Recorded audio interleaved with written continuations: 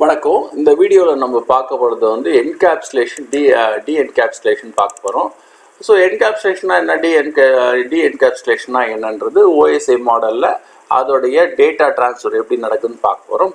Before that அதுக்கு முன்னாடி வந்து நம்ம ப்ரோட்டோகால் டேட்டா யூனிட்ன்றது என்னன்னு தெரிஞ்சுக்கணும். ப்ரோட்டோகால் டேட்டா யூனிட்னா என்னென்னா, ஆல்ரெடி நம்ம இதை ஃபஸ்ட்டு வீடியோலேயே ஓஎஸ்ஐ மாடலில் பார்த்துருப்போம். Application, presentation, session and transport network, data link and physical லேயர்னு பார்த்துருப்போம். இது வந்து லேயர் 7 அப்ளிகேஷன், ஃபிசிக்கல் வந்து 1ன்னு சொல்லுவோம். இது வரையிலும் என்னவா இருக்குன்னா, இது டேட்டாவாக தான் இருக்குது. இந்த இன்ஃபர்மேஷன் டேட்டாவாக தான் இருக்குது.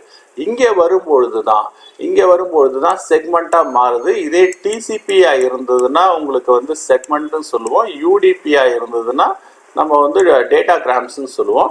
அண்ட் நெட்வொர்க்கில் வந்து இது பேக்கெட்ஸ் ஆகும்.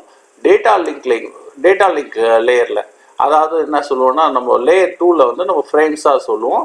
இங்கே வந்து நம்ம பிட்ஸாக சொல்லுவோம். எலக்ட்ரிக்கல் சிக்னல்ஸாக இங்கே ப்ராசஸ் ஆகும். இதுதான் protocol data unit. Protocol data யூனிட்டோட ஒரு சின்ன ப்ரீஃப் என்ன அப்படின்னு கேட்டால், ஒரு பார்சல் வரும்போது ஒரு அடிஷ்னலாக ஒரு ஸ்லிப் ஒன்று வரும். அந்த அடிஷ்னலாக வரக்கூடிய ஸ்லிப்பில் ஒரு சின்ன இன்ஃபர்மேஷன் இருக்கும். அதை படித்து முடித்து அதை ரிமூவ் பண்ணிவிட்டு அதுக்கப்புறம் நம்ம பார்சலை ரிமூவ் பண்ணுவோம். அது போல தான் ஒரு லேயருக்கு மூவ் ஆகும்பொழுது நம்ம டீகேப்சுலேஷன் போது அந்த பேக்கெட்ஸை ரிமூவ் பண்ணிவிட்டு யூஸ் பண்ணுவோம்.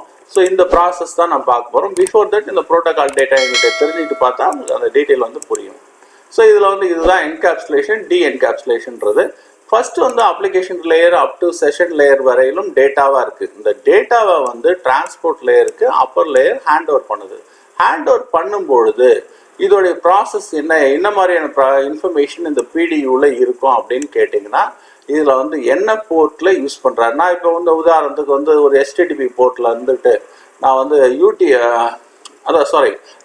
எஸ்டிபிடின்னு இல்லை, அதாவது வந்து நம்ம வந்து நான் ஒரு சோர்ஸ் போர்ட்டுனா 1024க்கு மேலே என்னுடைய சிஸ்டம் வந்து எந்த போர்ட் அப் டு 65,535 போர்ட் வரையிலும் நம்ம யூஸ் பண்ணிக்கலாம். ஏன்னா 1லேருந்து 1023 வரையிலும் ரிசர்வ்டு போர்ட்டு. அதனால் இதெல்லாம் கஸ்டமைஸ்டு போர்ட்டு. என்னுடைய சிஸ்டமில் ஆட்டோமேட்டிக்காக கஸ்டமைஸ்டு போர்ட்டுடைய நம்பர் வந்து அசைன் ஆகிடும். நான் வந்து யூடியூப்பில் போயிட்டு எஸ்டிடிபிஎஸ்ன்னு போட்டு டைப் பண்ணும்பொழுது எஸ்டிடிபிஎஸ்ன்ற போர்ட் வந்து 443ன்னு சொல்லுவோம் போர்ட் நம்பரு. ஸோ அந்த போர்ட்டு டிஃபால்ட்டாக அசைன் ஆகும். ஸோ இதுதான் source to destination port information வந்து நம்ம எங்கே இருக்கோம்னா லேயர் 4 ஹெட்டரில் இருக்கும். ஸோ இது வந்து பிடியூ.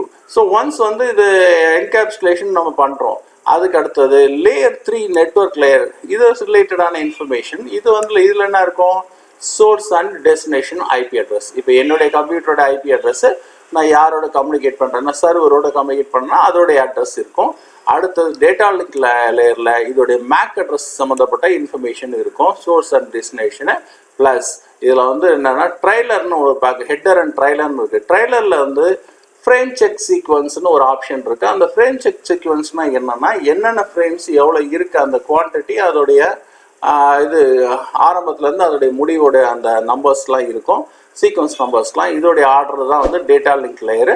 இங்கே வந்து பிட்ஸாக டிரான்ஸ்மிட் ஆகும். ஸோ இப்போ வந்து என்னென்னா, அப்ளிகேஷன் லேயர் 7ல் இருந்து நமக்கு லேயர் 1 வரையிலும் வந்துருச்சு. ஸோ இப்போ இங்கே போகும்போது என்னென்னா, மறுபடியும் ஃபிசிக்கல் லேயர் போகும். டேட்டா லிங்க் லேயர் போகும்பொழுது இந்த லேயர் 2 சம்மந்தப்பட்ட இன்ஃபர்மேஷனை செக் பண்ணும். சரி, இது கரெக்டாக இருக்குது, ஃப்ரேம்ஸ்லாம் கரெக்டாக இருக்குன்னா லேயர் 2 ஹெட்டரை ரிமூவ் பண்ணிட்டோம். அண்ட் நெட்வொர்க் லேயருக்கு போகும். நெட்வொர்க் லேயரில் லேயர் 3 சம்மந்தப்பட்ட இன்ஃபர்மேஷனை அதை செக் பண்ணிவிட்டு ரிமூவ் பண்ணிவிடும். அடுத்து லேயர் 4க்கு போகும். அதை செக் பண்ணி பிடியூவை ரிமூவ் பண்ணிவிட்டு ஃபைனலாக டேட்டாவாக இங்கே போகும். டீகேப்சுலேஷன்றது ரிசீவிங் எண்டு, என்கேப்சுலேஷன்றது சென்டிங் எண்டு. சரிங்களா?